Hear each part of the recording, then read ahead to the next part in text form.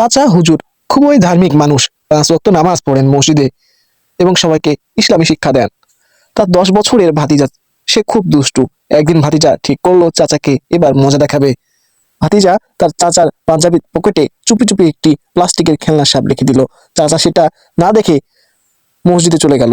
মসজিদে গিয়ে চাচা যখন পকেট থেকে রুমাল বের করতে গেল, তখন খেলনা সাপটা বের হয়ে মাটিতে পড়লো। চাচা আঁতকে উঠে বলল, ইন্না লিল্লাহ, সাপ! সব নামাজি সেদিকে তাকিয়ে হাসি থামাতে পারছিল না।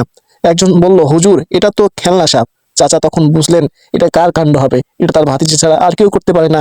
নামাজ শেষে চাচা ভাতিজাকে ডেকে বললেন, দুষ্টু, তুমি একটা দুষ্টু ছেলে। তুমি জানো না আল্লাহ আমাদের দয়া ও মাফ করার শিক্ষা দেন, তাই আমি তোমাকে শাস্তি দেব না। তবে মনে রেখো, এমন দুষ্টুমি আর কখনো করো না। ভাতিজা মাথা নিচু করে বলল, চাচা মাফ করে দেন, আর কখনো এমন করবো না। এখান থেকে আমরা শিক্ষা নিতে পারি যে মজার মাঝে সীমা রাখা উচিত আর বয়স্কদের সম্মান করা উচিত।